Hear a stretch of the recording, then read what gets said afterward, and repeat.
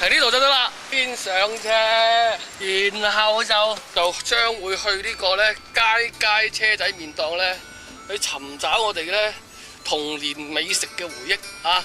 一毫子個麵，一毫子個麵就嗌你就話唔嗌餸啊嘛！我試啲餸來來去去得個蘿蔔、豬皮、魚蛋、豬紅，同埋最勁嘅兩樣嘢咧就係咩咧？豬腸頭同埋呢個牛腩啦。呢度咧就係街麵店啦。咁啊喺呢個大角咀嚟嘅車仔麵檔咧就佢最正宗啦，因為咧做咗40年起碼噶啦。香港車仔麵嘅文化咧個始祖啊！係點樣做碗麵出嚟啊？我哋睇片。出邊行啊！蘇師傅今次咧兼夾班埋我大佬咧，呢個就係食你3個麵3毫子，搞掂。我大佬啦，佢都帶埋啲私伙架撐幫你拍靚佢，就寫喺我個 board 度啊！咁包你咧請定人都得啦，不正排隊。蘇師傅介紹嘅節目咧，經常都會變為人氣店㗎。其實呢檔麵檔咧開咗幾多年啊？總共即係由街邊檔開始做。咁呢間鋪係幾時有啊？呢間鋪咧就有14年。你嗌嘢食啦。好，開波啦！啊，嗌嘢食啦！食唔食3個都要多。一直食咁多，我知我食開車仔麵1、2、3個，慣咗啦。今日咧，我蘇師傅咧就唔會喺鏡頭出現食相。今日嘅食相咧就交由我大哥搞掂嚇。因為咧呢個麵對佢嚟講咧係相當之有價值。咁啊，我打電話俾你之前咧，我話咧你咧發夢啊，中六合彩都冇咁開心啊！因為咧我揾到嗰個麵檔咧係佢童年咧食開嗰檔麵檔。今日咧就係嚟呢度啦，啊！尋找我哋嘅美食回憶。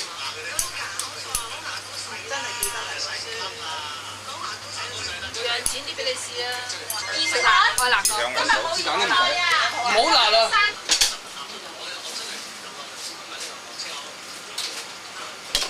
咁大碗。期待已久嘅麵啊！呢個嚟睇下，鮮爽。豬皮腸，呢個唔係周星馳嗰碗奶茶麵喎，地道嘅車仔麵喎。你都識50年，好嘢嚟啊！你喺英英戲院大嘅又係？我啦，梗係啦。你幾多歲而家？哎呀，唔好問啦，大佬，我老過你啊！可能我同你差唔多大。我保養得好。咁啊啲牛腩得咧？牛腩好好。牛腩好正宗。好啦，跟住食個豬紅啦。好嫩滑。喂，你有冇食過有皮啊？有皮冇啊？有皮？有皮冇咩？一陣間整多2塊有皮。你食啦。蘇師傅咧唔出鏡咧，啲觀眾咧唔 happy 㗎。啊，呢碗麵咧，我首選咧就呢個咧好難做嘅柚皮。呢個柚皮咧雖然唔係貴嘅，但係咧要好多功夫，就係人工就好貴啦。即係要招呼呢個柚皮咧，要浸佢多次揸水，兼夾再浸又揸水咧，起碼2日，然後先至揾個滷汁咧滷佢。哇！唔係老細點整嗰個啦？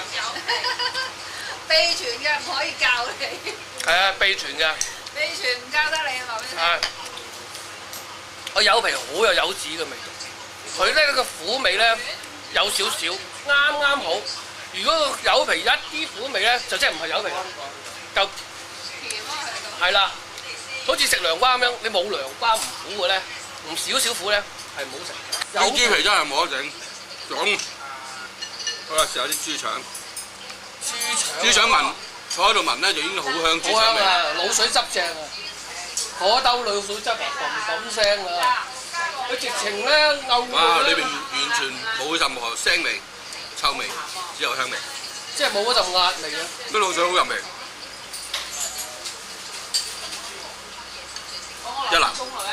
有冇童年嗰個感受啊？直情係細路仔食嗰陣時嗰種味精味。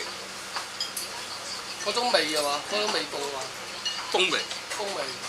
咁啊，蘇師傅冇介紹錯啦，呢個啊，重拾你一個童年嘅美食回憶。直情係可以啊，揾得翻係好嘢喎。揾得翻蘇師傅嘅碗麵啦，包羅萬有咧，一個車仔麵啊，就係咁咯，唔係講笑啊！呢碗麵啊，咁呢個咧豬大腸啦，正如我哥講，完全冇壓味，完全冇壓味。我已經韌度啊，係啱啱好。因為有時豬腸、牛腩唔可以過腍，過腍咧個肉質咧同埋肉汁咧就走晒。咁咧呢個咧就係話做呢個餸嗰陣時咧，佢個火候啊煮到咁上下嗰時咧，佢就要控制住，唔可以再繼續煮落去，啱啱好。啊，係咪？我覺得啱唔啱啊？冇錯。啊，我覺得啱唔啱？講得啱。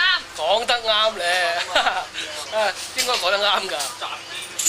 因為咧呢位啊阿 Jenny 啊嘛，阿 Jenny 咧佢咧就話咧呢啲秘傳嘅嘢咧唔公開喺個鏡頭度講，所以咧只有憑我蘇師傅過往嘅經驗咧去解釋。因為我老婆好中意食呢油。嗱呢個咧就難得整出嚟嘅叫牛膀啦，啊細個咧我同我大家姐啊成日爭呢嚿嘢食，啊實俾佢爭贏嘅。所以我成日都冇得食，到大咗時間先有得食。哇，好正啊！係咪啊？哇，嗰啲牛膀味真係，新鮮啊！真係，新鮮。你講透露咗啦。最緊要食材第一件事一定要新鮮。如果食材唔新鮮，你唔使諗，一定點整都唔得。係咪咁講啊？好啊，呢個牛筋。牛筋又係黏黏韌韌、膠質豐富。因為老實講，做咗咁嘅境界咧，唔係講笑。呢個咧好難整㗎，要啱啱嗰個腍度咧，咬落去咧唔黐牙，啱啱好啊！又唔可以過腍，過腍唔一定好食。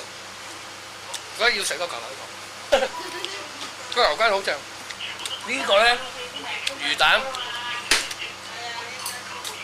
多。差唔多。呢個一樣啊，嗰個供應商冇變就係一樣啦，係咪？豬耳咧又係以前冇嘅，車仔麵啊點都要試下個麵嘅。咁多咧，佢就食落去就唔就得個粉嘅。好正，相當啊！呢個係芋丸啊！芋丸試下。喂，呢個芋丸係芋丸係用新嘢嚟喎。係啊，自己自製嘅，好食啊！哇，好有得喎，咁都得。好嫩滑啊！入到去裏邊就好係啊下。拖咗之後炸一炸佢，跟住再整，係咪？如果當其時即刻炸上嚟食咧，仲好味話俾你聽。係啊係啊。